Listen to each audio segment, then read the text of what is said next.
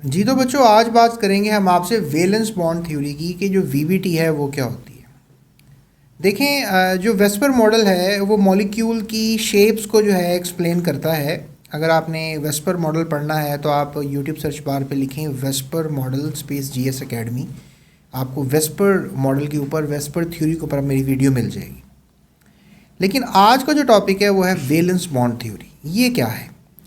अब चूंकि आपने जब AB2, AB3, AB4, AB5, AB6 even की जो शेप के मॉलिक्यूल्स हैं उनकी डिफरेंट एग्जांपल्स पढ़ी और उनको आपने डिफरेंटली शेप्स के लिहाज से जानने की कोशिश की, जिसमें tetrahedral, octahedral, trigonal planar, trigonal, linear, ये सब शेप्स थी जो हमने डिफरेंट मॉलिक्यूल्स की पढ़ी। तो अब बेसिकली हम थोड़ा सा एक पड़ाव आगे चलते हैं और समझते हैं कि वीबीटी क्या है। वीबीटी का बेसिकली कंसर्न है फॉर्मेशन ऑफ बॉन्ड्स के साथ, यानी कि एटम्स आपस में उनकी जो शेप्स होती हैं वो क्या होती हैं। मतलब एक एटम है, उसकी अब इलेक्ट्रॉन घूम रहा है तो कैसे घूम रहा है, उसकी क्या शेप होगी, तो उसको स्टडी करना है अब हमने। ठीक है कि और जब डेफिनेटली जब ये फॉर्मेशन ऑफ बॉन्ड हो जाता है तो फिर आप कहते हैं जी कि जो शेप्स ऑफ मॉलिक्यूल्स है वो डिटरमिन की जा सकती है। लेकिन अभी हम बेसिकली एटम की शेप पर रहेंगे और ये जानने की कोशिश करेंगे कि कौन सी शेप किस शेप के साथ मिल सकती है। सर लॉकन की मॉडल पढ़ा कि एक चाबी उसी ताले में फिट होती है, तो जब शेप्स दोनों की टैली करती हैं तभी तो दोनों एटम्स आपस में बॉन्ड बना सकते हैं। शेप्स का बड़ा किरदार है। तो ये जो बेसिकली मेथड है वीबीटी का, ये डिस्क्राइब करेगा जो कोवलेंट बॉन्डिंग होती है, जो आपने पढ़ी है लिविस की covalent bonding, single covalent, double covalent, triple covalent, ये इसको एक्सप्लेन करेगा। कोऑर्डिनेट कोवलेंट इसको एक्सप्लेन करेगा और कंसिडर करेगा मॉलिक्यूल्स को कि उनके कॉम्बिनेशन ऑफ एटम्स जो हैं वो कैसे हो पाते हैं। सो वीबीटी के भी कुछ पोस्टुलेट्स हैं, कुछ पॉइंट्स हैं और बड़े इंटरेस्टिंग पॉइंट्स हैं जो हमने समझने हैं, पढ़ने हैं। ठीक है ना? तो अब क्या है पॉइंट्स, उनको हम समझने की कोशिश करते हैं। जैसे फॉर एग्जांपल कि जो कोवलेंट बॉन्ड है वो हाफ फिल्ड ऑर्बिटल्स का ही इन्वॉल्व होगा दोनों valence shells of an atom में with similar energy overlap. Half filled का मतलब ये है कि जब आपने पढ़ा कि जब हमारे पास इलेक्ट्रॉनिक कॉन्फ़िगरेशन करते हैं तो कार्बन की जब इलेक्ट्रॉनिक कॉन्फ़िगरेशन होती है तो आपको याद होगा कि 1s2 2s2 2p2। ठीक है, तो हमने क्या किया था, इन दोनों को मिक्स कर सकते हैं और हम कह सकते हैं कि ये हो जाएगा 1s2 2s2 2px 2py 2pz, और इसमें 2 इलेक्ट्रॉन आ जाएंगे और ये एक इलेक्ट्रॉन जो है यहाँ से निकलेगा और जब करके जी में आ जाएगा। तो ये हाफ फील्ड इलेक्ट्रॉन्स हैं, यानी कि ये ऑर्बिटल्स हैं और ये अब आपस में इंटरमिक्स हो सकते हैं, एक s और 3 p ऑर्बिटल्स आपस में। लेकिन सवाल ये उठता है कि इनकी शेप्स क्या हैं। अब ये शेप्स ही हम समझेंगे इस थ्योरी में, इस कॉन्सेप्ट में कि PY PX क्या होता है, S क्या होता है, ये डम्बेल शेप क्या है, स्फेरिकल शेप क्या है। ये मतलब एटम्स के अंदर रहेंगे। हाँ, एटम्स मिले तो मॉलिक्यूल्स बन जाते हैं। हम बेसिकली अभी बात करेंगे आपसे एटम्स की कि एटम्स की शेप कैसी होती है। अगर एक इलेक्ट्रॉन जो है वो 1s में घूम रहा है, 1s2 है, 2 इलेक्ट्रॉन s में घूम रहे हैं, तो कैसे घूम रहे हैं? ठीक है ना? तो हम इसके लिए हम बात करेंगे आपसे। तो कुछ नए नए कॉन्सेप्ट्स होंगे, आइडियाज़ होंगे, मैं आपको दे दूंगा। The greater overlap of orbitals results in a stronger bond. अगर ज़्यादा ओवरलैप होगा, हाथ जितनी मजबूती से एक दूसरे का पकड़ेंगे उतनी मजबूती से ही उसको रखा जाएगा, तो उसको छुड़वाना मुश्किल हो जाएगा। तो जब इनका दोनों एटम्स के जो ऑर्बिटल्स हैं इनका जब ओवरलैप होगा आपस में, जब इनका आपस में ओवरलैप होगा तो फिर जितना ज़्यादा स्ट्रॉन्ग ओवरलैप होगा उतना स्ट्रॉन्ग बॉन्ड होगा। ये स्ट्रॉन्ग बॉन्ड और वीक बॉन्ड क्या होते हैं इसके बारे में मैं आपसे बात करूँगा। उसके बाद कोवलेंट बॉन्ड जो है वो डायरेक्शनल है, ये आपने कभी सोचा नहीं होगा, लेकिन आज हम इस थ्योरी की मदद से आपको ये भी बताएंगे कि हाँ, कोवलेंट बॉन्ड भी डायरेक्शनल होते हैं। And the direction of the bond is determined by the shape and mode of the overlapping of, और ये जो डायरेक्शन है हम इन शेप्स की बुनियाद पे ही बना पाएंगे। तो ये हम थ्योरी में आगे जाके आपको बातें एक्सप्लेन करेंगे। अभी मैं आपको बताता हूँ कि ये जो सिग्मा बॉन्ड होता है ये क्या होता है। ठीक है, इसको हम इस सिंबल से जाहिर करते हैं, सिग्मा। तो ये सिग्मा बॉन्ड जो है वो क्या होता है, ठीक है। एक होता है पाई बॉन्ड, तो उसकी भी बात करेंगे। कहते हैं जी साइंसदान, जैसे फॉर एग्जांपल अगर एक ऑर्बिटल है s और दूसरी तरफ भी s है, तो दोनों का ओवरलैप होगा। तो ओवरलैप होने के बाद ये बिल्कुल स्फेरिकल गोल है, और जब दोनों आपस में मिक्स हो जाएंगे तो फिर कुछ इस तरह की शेप बनेगी, that is SS overlap, SS overlap, and that is sigma bond.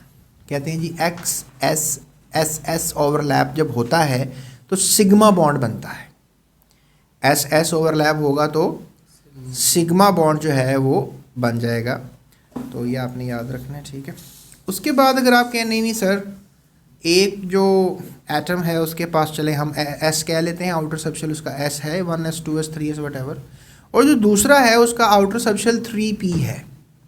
अब हमने 3p को और S को आपस में मिलाना है, तो आप बताएं कैसे होगा। तो मैं कहूँगा देखें P के अब इस वक्त जो शेप नज़र आ रही है वो आप किसी भी ओरिएंटेशन में सोच सकते हैं। जैसे लेट्स से दैट अगर आप ऐसे सोच रहे हैं तो that is basically called as Y। अगर मेरे ये सामने है पेन, अगर मेरे पेन सामने है तो अगर ऐसी इसकी ओरिएंटेशन है तो मैं कहूँगा दैट इज़ Z, ठीक है ना, क्योंकि ये मेरी तरफ आ रहा है।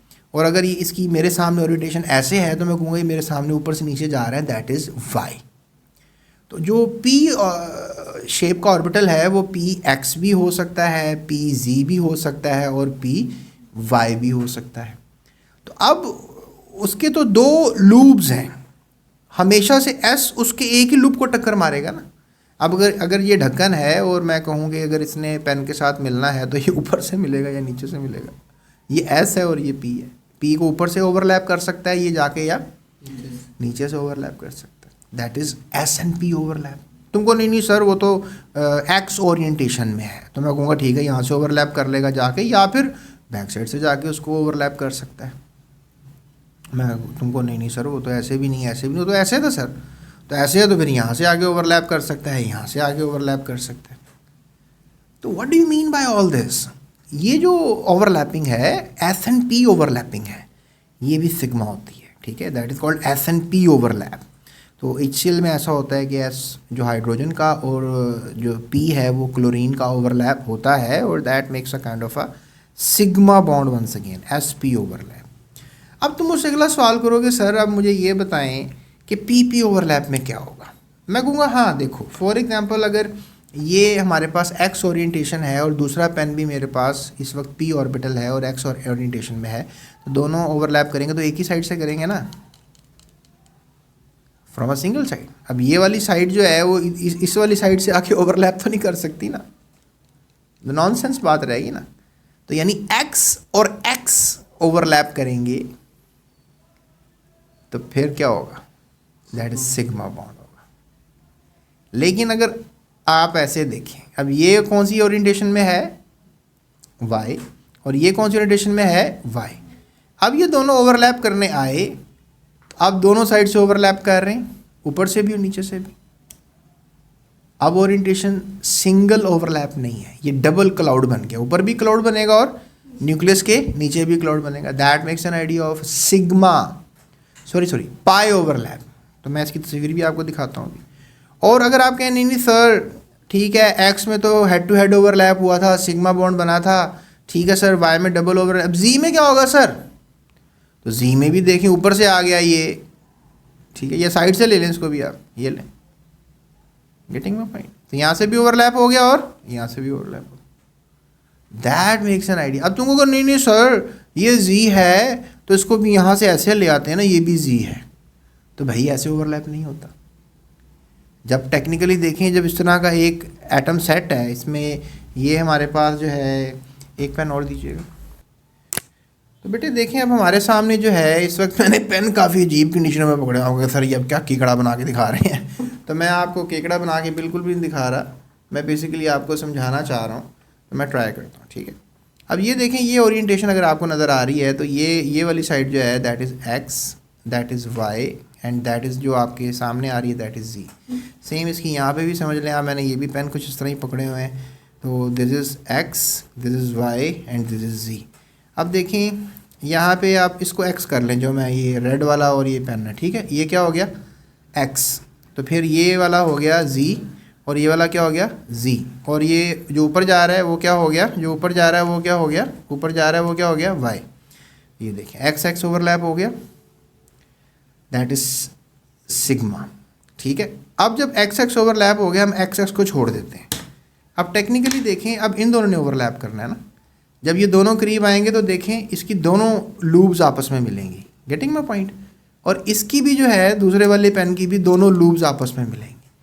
इस तरह हम कह रहे हैं कि जब z और y आपस में इंटरमिक्स होंगे तो that makes a story of double overlap, और जब ये डबल ओवरलैप होगा प्यारे बच्चों तो that makes a story clear, तो ये पीपी ओवरलैप है। अब पीपी ओवरलैप तो मैंने सिग्मा भी बताया और पीपी ओवरलैप ही मैंने आपको पाई भी बता दी है। ठीक है, अभी आप ये देख सकते हैं कि इसमें हमारे पास एक 3p ऑर्बिटल है क्लोरीन का और दूसरा भी 3p है, और दोनों ने ओवरलैप कर लिया है। ठीक है, and that makes a single side overlap, क्योंकि ये px है। ठीक है, ये क्या है, px है, सो फॉर एग्जांपल तो ये एक बबल बन गया है, that is overlap bubble, and that is sigma bond. ये कोवलेंट बॉन्ड कौन सा बॉन्ड है, सिंगल। ये भी हाफ फील्ड था और ये भी हाफ फील्ड था, क्या ख्याल है, ये भी हाफ फील्ड था और ये भी हाफ फील्ड था, और ये ओवरलैप कर गए, और इस तरीके से इनका बॉन्ड बन गया single covalent bond, chlorine chlorine single covalent bond. तो अगर आप मुझसे कहें सर नहीं नहीं सर अभी तो और बताएं, अभी तो और बताएं सर, तो मैं कहूँगा ये और देख लीजिए एग्जांपल, आप H2S की एग्जांपल देखिए, सल्फर के साथ 2 हाइड्रोजन ओवरलैप कर गए। अब सल्फर के पास भी p ऑर्बिटल्स होते हैं, डेफिनेटली जब s ऑर्बिटल आएगा वो कहीं से भी आ सकता है, तो कहीं से भी आएगा तो वो डबल ओवरलैप तो s कभी भी नहीं कर सकता, s हमेशा क्या करेगा, सिंगल ओवरलैप ही करेगा, and that makes an idea of sigma bond, and that is also make an idea of sigma bond. अगर आप मुझसे बात करेंगे ओके सर ये ठीक है आपने अच्छा समझा दिया, हमें सिग्मा बॉन्ड की समझ में आ गई है, तो ये बन गया हाइड्रोजन सल्फाइड गैस। ये जो पहाड़ फटते हैं ना जब, तो जो ये गैस निकलती है जो बड़ी गंदी सी स्मेल होती है, उसमें आप सांस में नहीं ले सकते, चुभन वाली स्मेल। बंडा कभी कभी फटता है, अंडा ख़राब नहीं होता, जो गंदा सा अंडा से हम कहते हैं गंदा अंडा तो वो उसमें से जो गैस आती है that is basically hydrogen sulphide. Even उसमें अमोनिया गैस भी होती है वैसे कहा जाए तो ये इसकी काफ़ी गंदी पंजेंट से स्मेल होती है। तो अब हम बात करेंगे आपसे पाई बॉन्ड की, जो कि मैं ऑलरेडी कर चुका हूँ। तो ये तो हो गया सिग्मा बॉन्ड।